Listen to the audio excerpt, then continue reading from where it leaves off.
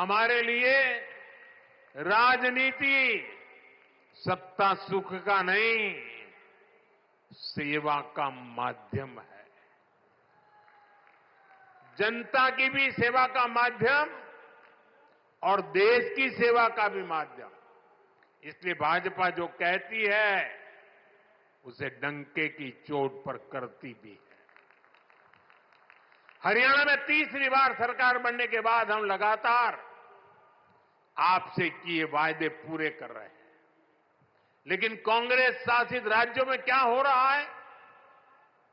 जनता से पूरा विश्वासघात।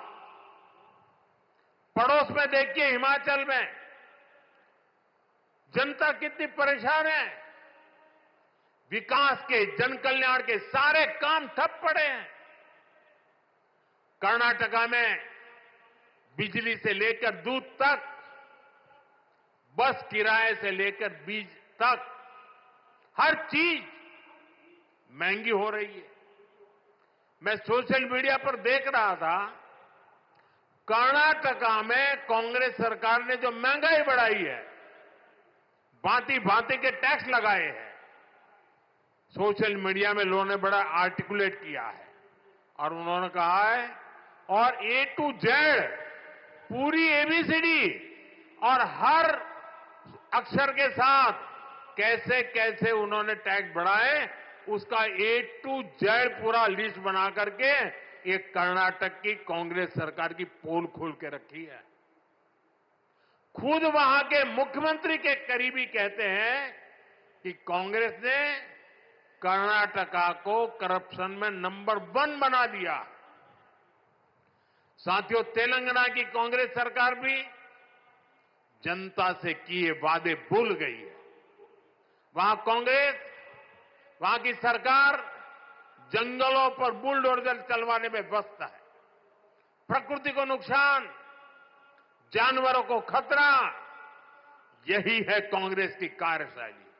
हम यहां कचरे से गोवर्धन बनाने के लिए मेहनत कर रहे हैं और वो बने बनाए जंगलों को उजाड़ रहे हैं। यानी सरकार चलाने के 2 मॉडल आपके सामने हैं। एक तरफ कांग्रेस का मॉडल है जो पूरी तरह झूठ साबित हो चुका है, जिसमें सिर्फ कुर्सी के बारे में सोचा जाता है। दूसरा मॉडल बीजेपी का है जो सत्य के आधार पर चल रहा है, बाबा साहब आंबेडकर ने दी हुई दिशा पर चल रहा है, संविधान की मर्यादाओं को सर आंखों पर चढ़ा के चल रहा है और सपना है विकसित भारत बनाने के लिए प्रयास करना। आज यहां यमुनानगर में भी हम इसी प्रयास को आगे बढ़ता देखते हैं। साथियों, मैं आपसे एक और अहम विषय की चर्चा करना चाहता हूं। कल देश ने वैशाखी का पर्व मनाया है। कल ही जलियांवाला बाग हत्याकांड के भी 106 वर्ष हुए हैं। इस हत्याकांड में अपनी जान गंवाने वालों की स्मृतियां आज भी हमारे साथ है। जलियांवाला हत्याकांड में शहीद हुए देशभक्तों और अंग्रेजों की क्रूरता के अलावा एक और पहलू है जिसे पूरी तरह अंधेरे में डाल दिया गया था।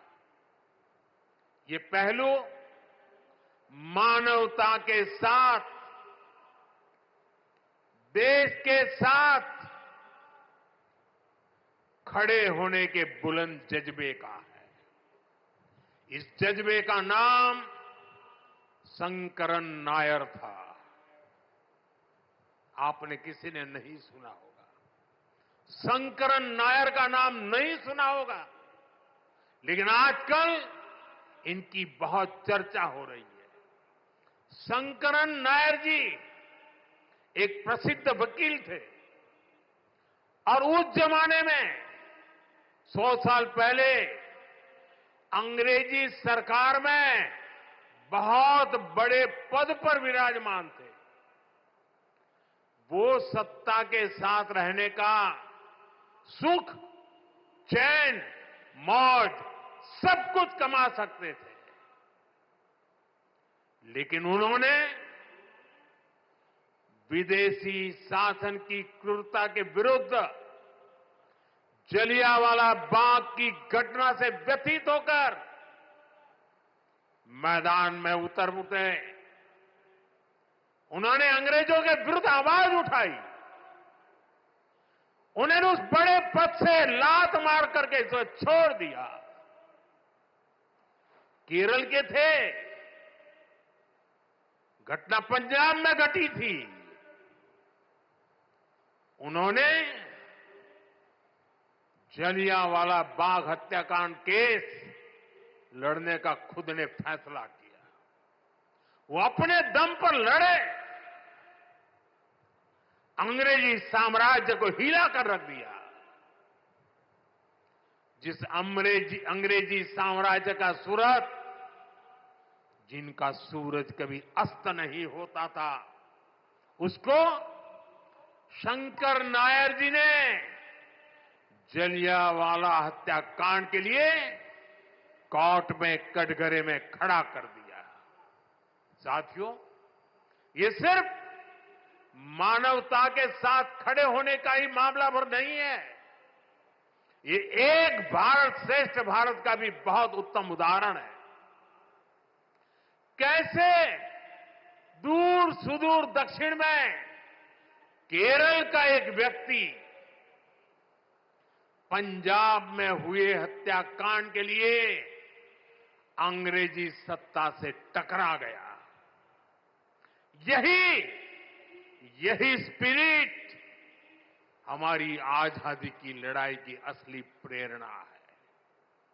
यही प्रेरणा आज भी विकसित भारत की यात्रा में हमारी बहुत बड़ी ताकत है। हमें केरल के शंकरन नायर जी के योगदान के बारे में जरूर जानना चाहिए, और पंजाब, हरियाणा, हिमाचल, यहां के एक एक बच्चे को जानना चाहिए। साथियों, गरीब, किसान, नौजवान और नारी शक्ति, इन चारों स्तंभों को सशक्त करने के लिए डबल इंजन सरकार निरंतर काम कर रही है। हम सभी के प्रयासों से हरियाणा जरूर विकसित होगा। मैं अपनी आंखों से देख रहा हूं, हरियाणा फलेगा, फूलेगा, देश का नाम रोशन करेगा। आप सभी को इन अनेक विकास कार्यों के लिए बहुत बहुत शुभकामनाएं। दोनों हाथ ऊपर करके पूरी ताकत से मेरे साथ बोलिए, भारत माता की, भारत माता की, भारत माता की। बहुत बहुत धन्यवाद।